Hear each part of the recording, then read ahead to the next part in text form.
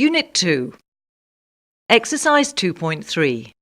Life at school in the USA. Evan Kroll is an 18-year-old American student who's in Belgium as part of the American Field Service program. Evan, where are you living in Belgium? I'm living in a small town. So it must be very different from where you come from in the States. Yes, in a way, and in a way it's kind of the same because I'm from a small town in Texas too. So it's not that small of a town, but it has that kind of atmosphere. So tell me about your school in Texas then. Tell me a typical school day. I think my school is exceptional because it's so small. Because we only have 75 people in the high school. So the typical school day is we go to school and everyone's there about 30 minutes early to hang out and talk. And then when the school bell rings, we go to class. And do you have to wear a uniform? No, it's very free, except we're actually sometimes people in Belgium think we're more restricted. Just because I'm from a small town, we have a dress code. And so we can't have our hair past our ears, and like the girls can't wear shorts up past a certain length, and things like that. And what about the student? What about the subjects that you're studying? What are your main subjects?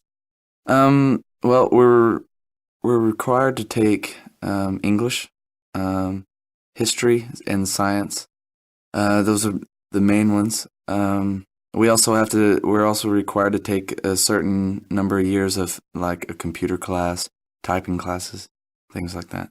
What's the discipline like? Because of course in Europe we hear so many terrible stories about kids going into schools in America and shooting other students and this sort of thing. I mean, is there quite strict discipline? I wouldn't say it's strict, but I think the discipline is more, in my school it's more severe than here.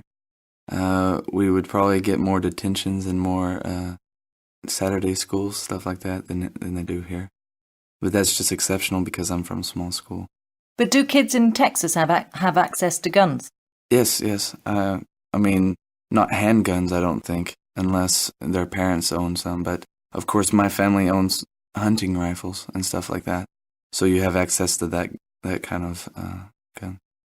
And what about cars? Do you drive a car? Yes.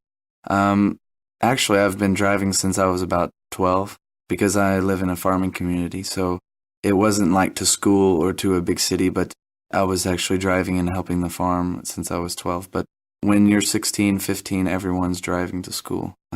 Rarely do you see someone riding a bike to school. And what about in the evening when you get home? What happens?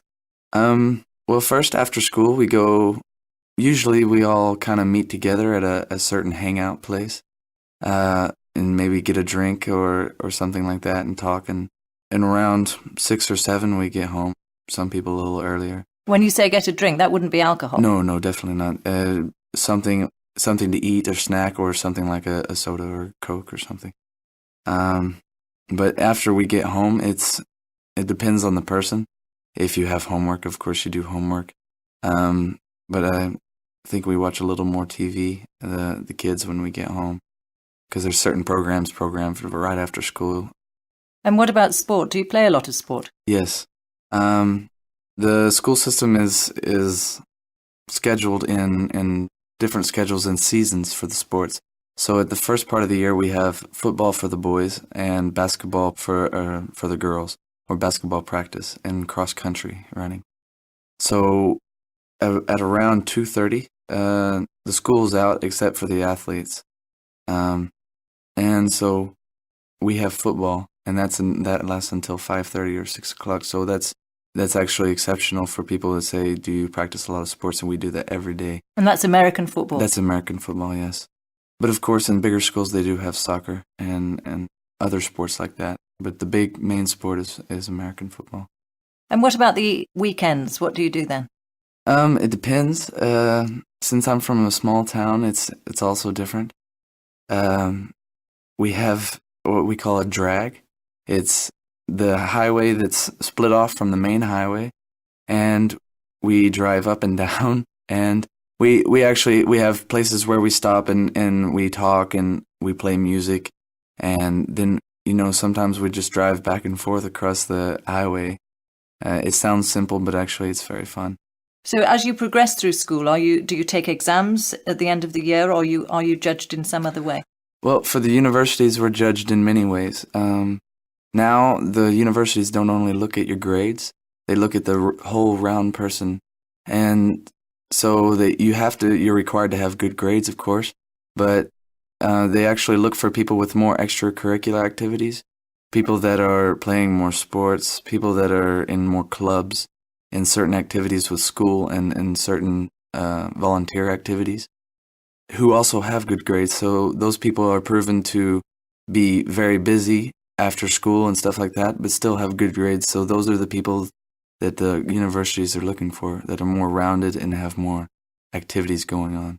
So something like the American Field Service program would count. Yes, that's a good thing to have on your resume or your application for the university, because when they see that, that's something that's very outrageous, and that's something that sticks out on the paper. So it's something very good to have. So when you actually go back to the States from Belgium, what will you be doing? I'm actually going to university. I've already graduated high school, so this is just kind of a year off between high school and university. And what will you be studying? I'll be studying music therapy. I think it's actually new in the therapy field. Not many people know it, but it's therapy with music, such as people have water therapy or therapy with animals and activities like that, but it's with music. Sounds very interesting. And thank you very much indeed. Yeah.